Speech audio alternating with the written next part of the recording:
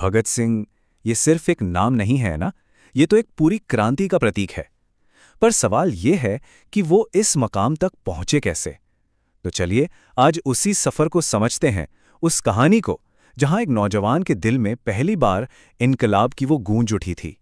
ये बातें सिर्फ कहने के लिए नहीं है, ये उस चिंगारी की हकीकत है जिसने भारत के स्वतंत्रता संग्राम का, आप कह सकते हैं, पूरा रुख ही मोड़ कर रख दिया।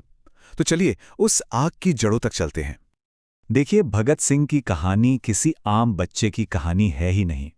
उनकी कहानी तो शुरू ही एक ऐसे परिवार में होती है जहां देशभक्ति कोई सिखाई जाने वाली चीज नहीं थी, वो तो विरासत में मिलती थी। अब ये देखिए, ये बहुत दिलचस्प बात है।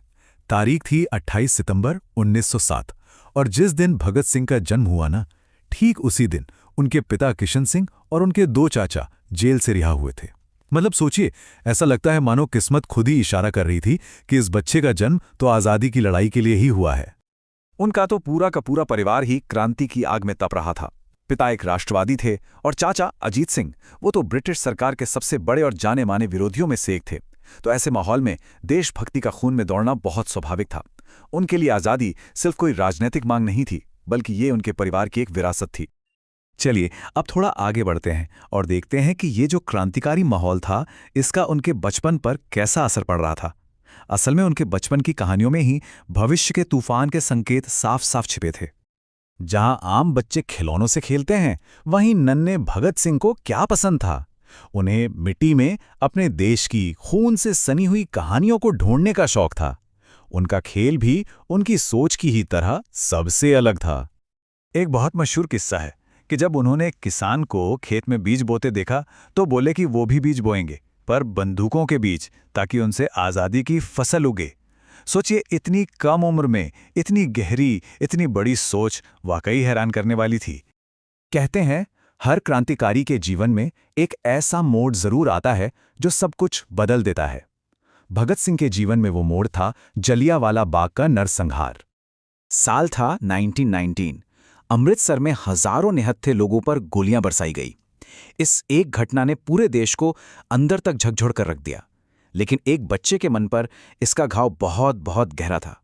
सिर्फ 12 साल। भगत सिंह की उम्र उस वक्त महज 12 साल थी। सोचिए, इस उम्र में उन्होंने वो दर्द महसूस किया जिसने उन्हें हमेशा हमेशा के लिए बदल दिया। जैसे ही उन्हें खबर मिली, वो स्कूल छोड़कर 40 किलोमीटर पैदल चलकर अमृतसर पहुंचे। वहां उन्होंने शहीदों के खून से सनी हुई मिट्टी को एक बोतल में भरा और उसे घर ले आए। वो मिट्टी सिर्फ मिट्टी नहीं थी, वो उनकी प्रतिज्ञा थी, उनका संकल्प था।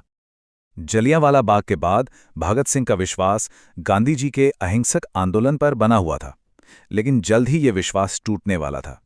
वो असहयोग आंदोलन से बहुत ज्यादा प्रभावित थे, पर उनके मन में ना एक सवाल हमेशा घूमता रहता था, क्या सिर्फ अहिंसा के रास्ते पर चलकर आज़ादी मिल सकती है? क्या एक ज्यादा सीधी लड़ाई की जरूरत नहीं है? और फिर साल आया 1922। चौरी चौरा में एक घटना हुई और उसके बाद गांधी जी ने असहयोग आंदोलन वापस ले लिया। बस यही वो पल था जिसने एक जवान भगत सिंह को पूरी तरह से तोड़ दिया। उन्हें ऐसा लगा जैसे आज़ादी की उम्मीद को ना बीच रास्ते में ही छोड़ दिया गया है, और बस यहीं से उनके रास्ते हमेशा के लिए बदल गए। इस मोहभंग ने एक नए भगत सिंह को जन्म दिया, एक ऐसा नौजवान जिसने अपना पूरा का पूरा जीवन सिर्फ और सिर्फ क्रांति के नाम कर दिया। जब परिवार ने शादी का दबाव बनाया तो उन्होंने घर छोड़ दिया, एक खत लिखकर जिसमें साफ साफ लिखा था कि उनका जीवन देश को समर्पित है। इसके बाद वो सीधे कानपुर गए और वहां के क्रांतिकारी समूहों से जुड़ गए। और फिर देखिए, सिर्फ 19 साल की उम्र में 1926 में उन्होंने नौजवान भारत सभा की स्थापना की। मकसद युवाओं को क्रांति के लिए तैयार करना।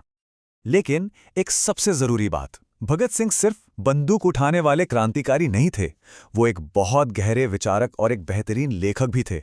उन्होंने मैं नास्तिक क्यों हूं और इनकलाब जिंदाबाद का मतलब क्या है जैसे इतने शक्तिशाली लेख लिखे जो आज भी हमें सोचने पर मजबूर कर देते हैं। सच तो यह है कि उनकी कलम में भी उतनी ही आग थी जितनी उनके इरादों में। तो ये थी एक क्रांतिकारी के जन्म की कहानी, एक ऐसे नौजवान की कहानी जिसके दिल में आग जल रही थी। लेकिन अब सवाल ये उठता है कि इस आग ने भारत के इतिहास का रुख आखिर बदला कैसे? खैर, ये हम जानेंगे अगले भाग में।